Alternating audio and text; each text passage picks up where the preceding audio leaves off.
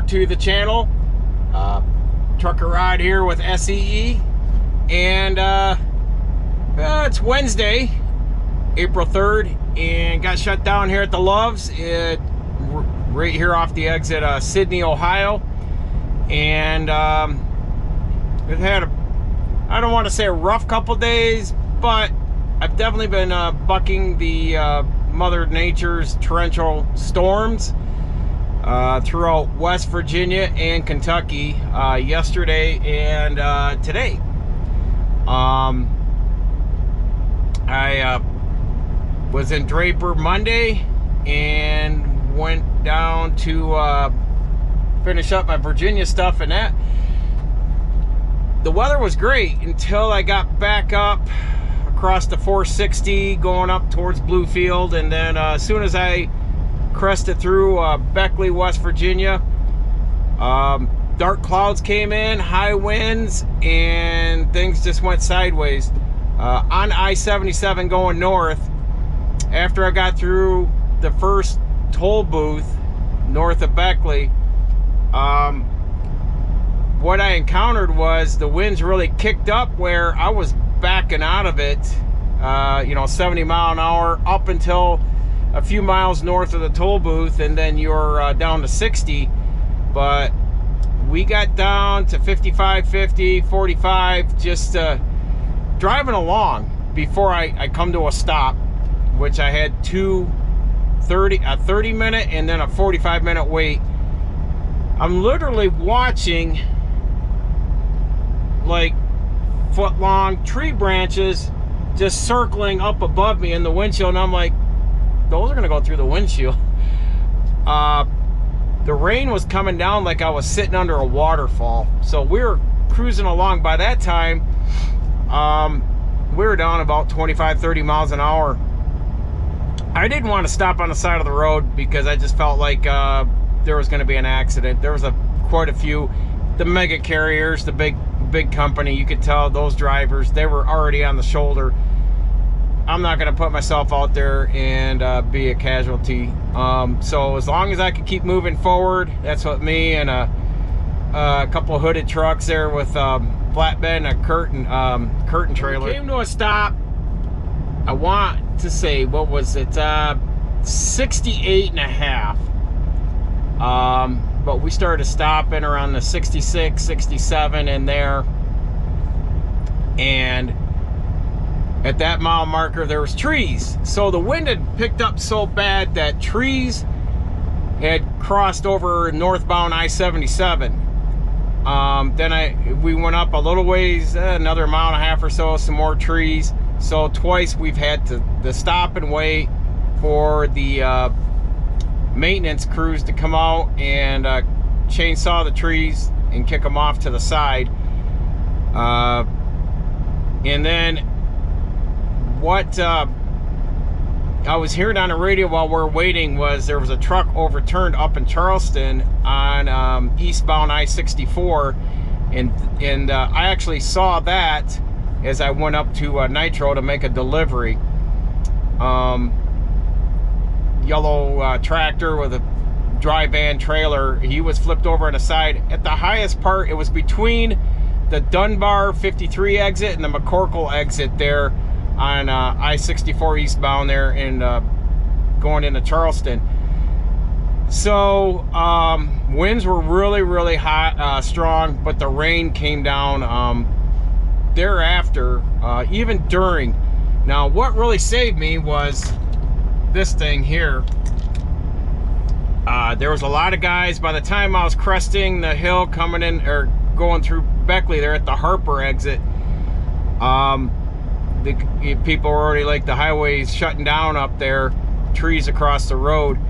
So I have to really think that having that CB, because all this electronic stuff, it doesn't really pinpoint or tell you much. The CB, at least you could communicate which lane was shut down, what are we doing, is there any detour or diversion, diverting from that.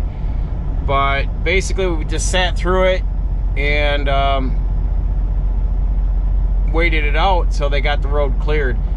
So really want to say the S.E.E, I'm glad I got it installed and working. It helped the last 2 days, Mother Nature, and even now, I got dark clouds coming in again. It has just been on and off. Either I've got a break in the sky, or I've got some blue skies, it warms up 10, 15 degrees, and when this stuff comes back in, this dark clouds and the heavy rain, then it drops 10, 15 degrees.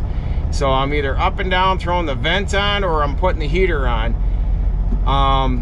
Yesterday and today, Monday, beautiful, beautiful spring day.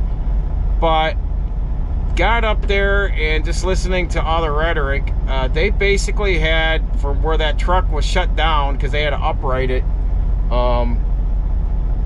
gosh, I want to say I got off at the 50. Yeah, I exited off to go to Nitro there for the Institute 25 Institute exit 50 for Route 25, and it was past that, so that was already 3 miles backed up, and that was 3-4 lanes backed up, shut down, not moving. And I got myself unloaded and back out on the road, and it was backing up to cross lanes by then, so it was going about 5 miles back, and people were diverting off at that exit I got off from, and just plugging everything up down there in Nitro. But again, the S.E.E was helping out. I was able to talk to a few guys, you know, let them know what was happening, you know, not much of an out. Few guys were permitted, couldn't leave the highway, you know, where other guys were trying to find a alternative route, and that wasn't working. I don't think it had been working out for them for the most part. So that was yesterday.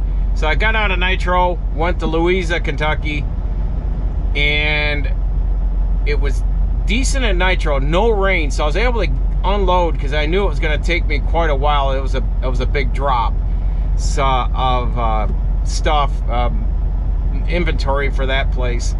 So I knew I was going to be outside with the lift gate, so I wanted to dodge the rain and not be, you know, drenched in soap. Got that off, got on the road, and I didn't even, I don't want to say I've made it to even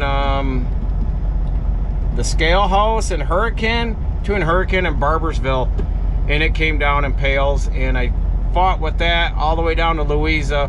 By the time I got there, they had like three or more inches of rain on the ground. It was coming down, and I sat in the truck for a while until it lightened up. Then I went into the place I was delivering, and I said, hey, before we go out there, let's let this pass over.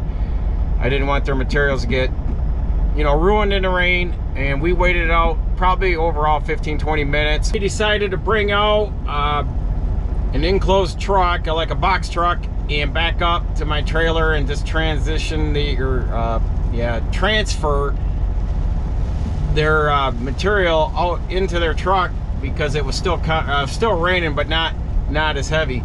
And when I say heavy, when I was sitting there, it literally felt like I had this truck sitting under a waterfall. It wasn't just splatting on the windshield, it was just coming down so darn heavy. You could just see stuff coming down the road, and it was funny when I went to leave there, because the water was so deep in the road. There was parcels of wood, like pallets, an umbrella, a lawn chair, and so I had to really hug the shoulder to get around a lot of that stuff, because I didn't know how deep it was there and what was in there besides that. But yeah, it was definitely heavy rain. I was gonna try to make it, and it's really coming down again right now, just like I was dealing with yesterday, as I'm speaking to you. But I was gonna try to make it to Mount Sterling, and that didn't fly. There was an accident on I-64 or something. They were diverting everyone over to State Route 60 there in Kentucky. So So I just called it off, told the customer I'd see him in the morning. But oh, I got up on came up 23, got up on I-64, and I just dove into Grayson. The highway was opened up by then. I dove into Grayson, spent the night there, and then finished out my route through central and southern Kentucky, and then got up here with about an hour left of driving. So long day, dodged a lot of rain, but the S.E.E, I kept my ears chimed in with that when I'd get into these dark clouds and heavy rain to see if, you know, anything going on. One last thing, I was coming up from Manchester, Kentucky, and peeked out, you know, from London, and things were going good, and then all of a sudden I started hearing everyone chiming in on the S.E.E again up at the 104 exit, just about 300 yards north of the exit. They were stringing the power lines across, so they had southbound and northbound shut down, and everyone was, and it was 3 lanes coming up to that exit, but everyone was like, yeah, they're gonna be out here for a while. And so I knew I could jump off at the 104 and take the state road out to Route 4 and bring myself into my customer that way. Usually I either go up to Manowar or the 110 exit north of Manowar. So I just went in the back way, and then when I came out, that highway was still shut down because at the 110 exit they were backed up from there all the way to the 104, just sitting there crawling. So there was no northbound traffic when I got out on the highway, so I took advantage of that and was able to get my Cincinnati stuff off today because I had less traffic coming into Cincinnati and Florence and all that jazz. So I was able to swing through there quick without having to be tripping over a bunch of parked cars on the highway. But the S.E.E again helped out, knowing that the power lines were down, and if you had to do business in Lexington, it would have been best to get off the 104. Otherwise, a lot of guys were like, yeah, don't. Some people were going up and taking the Manowar and coming out the other side, but that was starting to plug up. So I was just glad to dodge that bullet and divert a lot of, unknown situation, because this is going to be your frontline defense out here. And I can't say this enough, this has already bailed me out since I've installed the S.E.E. It's bailed me out of those kind of situations 4 times already.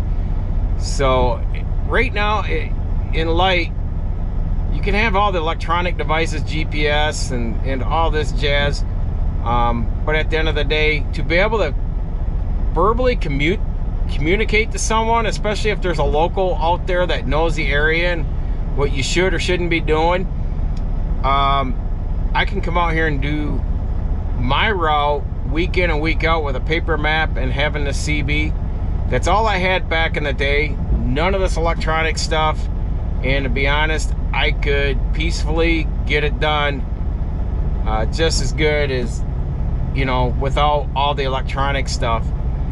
And that separates when a company buys a confident and experienced driver to someone that's codependent on all the IT. Because even with these trucks, with all the IT in these trucks, the truck is sensing everything out on the road for you. Your situational awareness of what the truck is doing, hydroplaning in rain, slipping on ice, losing traction in snow, stuff like that. I want to know what the truck's doing. I want to be in control of the truck 100% of the time, not the computer, not the IT stuff. That's what helps prevent accidents. When these guys have gotten, especially this young generation that's out here, has gotten so codependent on this IT that by the time they're reactionary, it's too late and the truck is either on its lid or on its side or racked up in the median there. So just food for thought. You know, I know companies, they want, you know, you can take this diversity stuff and throw that right out the window. If I'm going to put someone in $250,000 worth of equipment or more, whatever the cost is on the type of equipment you've got, I want to hire experience. The thing that's going to kill a company is accidents and fatalities, and that's the last thing you want on your hands, is some driver inexperienced going out there and killing someone or a family or a school bus of kids. That stuff happens all the time, and you know, do you want it on your conscience, you know, if you're a company owner? So it's something, like I said, food for thought, and puts you in deep depth of things going on. So you got to start somewhere, and that's what I always tell people. But start out slow. Don't get overconfident and don't get too cocky, because the truck and the IT stuff is taking care of you. You know, be the captain of your ship, be in control of things. But the one thing, and here's the thing that really got me, was I was sitting there waiting for the trees to get cleared, and it was in the right lane. It came over in the left, so they were trying to clear the left lane just to get one lane open and get everyone going around it till they got the base, you know, more of the thickness of the tree, you know, the main part of it cut up on the right lane and the shoulder. So I'm looking over, and all these mega carriers, and I'm not going to throw names out there, but all the mega carriers, all these kids are, you know, they're going by, they got their phones, and they're trying to, you know, they're doing this. They're like, oh, what's going on up here? And I'm going like this and just grabbing the mic, like, you got a radio, I'll tell you what's going on. But they're just in a hurry and rushing up there until the very end, and knowing that, you know, just hold your horses, because nothing's going to move up there till they give the okay to clear a lane and get going. But, you know, you got to stop and think that you need the essential tools as a experienced truck driver. And again, you can have all the electronics, but then you're sitting there in that backup staring at your phone, is, why are we stopped? Well, that's why. So that was, to me, that grinds on my gears, and that's annoying. And but I laughed, and I'm like, well, sit over there and be ignorant, my fellow friend. But I know I'm just gonna hold this line right here until they give the okay and we can go through. So I have to be very, very thankful for the CB. It is an essential tool. If you don't have one, even if you're with a mega carrier or any kind of company, you should have that. It would have prevented many, many accidents over the years, as we've gotten away from it and been more reliant on the IT stuff in these vehicles. But I would rather been pulled off an exit and prevent being in a pile up or any kind of situation like that. So just show your experience by investing in the right tools. Mechanics do it, and many other people, machinists, welder and fabricators, they buy their own equipment, you know, their tools, their equipment they need to be successful, confident in what they do with absolute certainty. And that's what you should do as a truck driver. You need to invest in the proper equipment, invest in yourself, continuing educating, everything going on, and know how to communicate to people, not being a jackhole, and know how to properly talk to people to communicate what's going on, whether it's at the shipper, receiver, the DOT officer, your fleet manager, whoever it may be. Like I've spoken before, if you got problems, have a solution as you go to that person and say, I've got a problem, and present a solution for that problem. At least they know you're taking interest in trying to fix it instead of just throwing it in their lap and walking away. So same thing here. Buy some, invest in this stuff. you're going to be very thankful in the future. So I have, and I'm blessed for it. So until next time, folks, continuing educating yourself, and by all means, please slow down and be safe out here as Mother Nature's kicking up and throwing us some torrential storms here in the Midwest, at least, and wherever you may be. But slow down, take your time, be safe, so we can meet up again and have this conversation.